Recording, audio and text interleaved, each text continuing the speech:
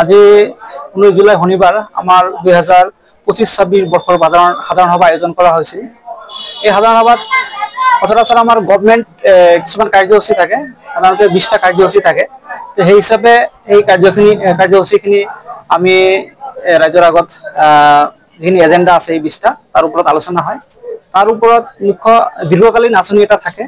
সেই দীৰ্ঘকালীন আঁচনিৰ বিষয়ে আমাৰ এখন আৰচিচি গৃহ নিৰ্মাণৰ এটা প্ৰস্তাৱ আছিল।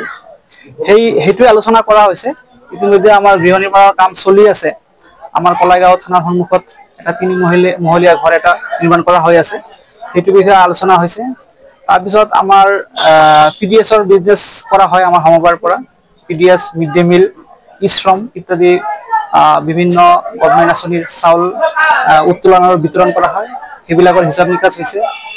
আৰু অহা অক্টোবৰ মাহৰ পৰা আসাম গভৰ্ণমেণ্টৰ ফালৰ পৰা চেনি, তাৰপিছত দালি এনেকুৱা আৰু অত্যাৱশ্যকীয় সামগ্ৰী বিতৰণ কৰা হ'ব। সেই বিষয়ে আলোচনা হ'ল। তাৰ উপৰিও যিটো প্ৰভিজনেল বাজেট থাকে 2025-26ৰ সেইটো ৰাইজৰ সন্মুখত গাই দিয়া হৈছে। আৰু যোৱা বিত্তীয় বৰ্ষৰ হিচাপ নিকাচ ইত্যাদি গাই দিয়া হৈছে। সচৰাচৰ এইখিনিয়ে আমাৰ এজেণ্ডা থাকে।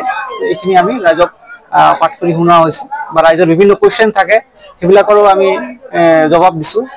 যোৱা বিত্তীয় বৰ্ষত কি হৈছে নহৈছে, আৰু এইটো বিত্তীয় বৰ্ষ যিটো 2025-26 চলি আছে, সেইটোতো কি আমাৰ পৰিকল্পনা আছে, সেইবিলাক আমি আমাৰ সঞ্চালক তাৰপিছত আমাৰ হিচাপ নিৰীক্ষক আছে, তেওঁৰ লগত আলোচনা কৰি আমি ৰাইজৰ আগত এইখিনি জনোৱা হৈছে।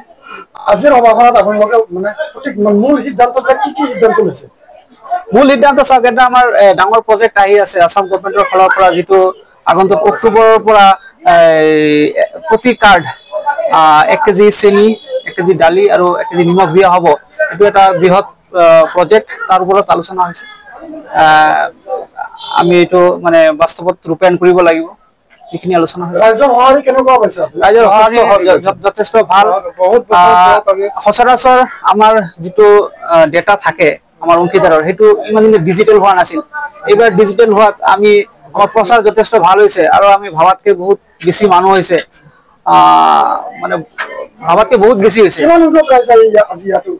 প্ৰথমতে আপোনালোকক মই আন্তৰিক ধন্যবাদ জনাইছোঁ যে আমাৰ কালাইগাঁও শিল্পতা সমবায়ত আমাৰ আজি বাৰ্ষিক অধিৱেশন আছিল, আৰু বাৰ্ষিক অধিৱেশনত ৰাইজৰ লগত যিখিনি আমাৰ আলোচনা হৈছে সেইখিনি আপোনালোকে বহল ভিত্তিত অন্য আমাৰ মিডিয়া জগতক ছ'চিয়েল মিডিয়াত যে প্ৰচাৰ কৰি আমাৰ শিল্পতা সমবায়খনৰ যে আলোচনাখিনি দাঙি ধৰিব, তাৰ বাবে আপোনালোকক আকৌ মই ধন্যবাদ দিছোঁ।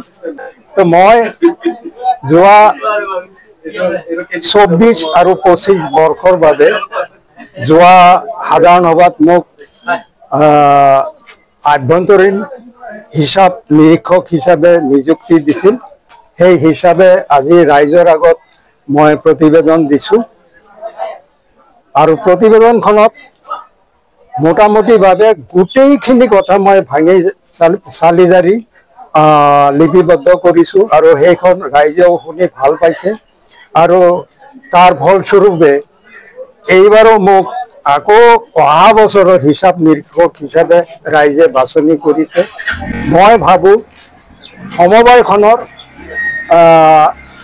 ভিতৰত সোমাই ফালে যি অনুভৱ কৰিছোঁ যে আমাৰ সঞ্চালক মণ্ডলীয়ে অকণমান আন্তৰিকভাৱে যদি আমাৰ অনাদায় হৈ থকা ধনখিনি আদায় কৰে, আমাৰ সমবায়ৰ নিশ্চয় এটা উন্নতি হ'ব। আৰু সেইখিনি আদায় নকৰিলে যিখিনি আদায় দি আছে সেইখিনিও এটা অজুহাত লৈ নিদিয়াৰ ভাৱ ধৰিব। তো মই আশা কৰিছোঁ, আৰু এইটো সদনত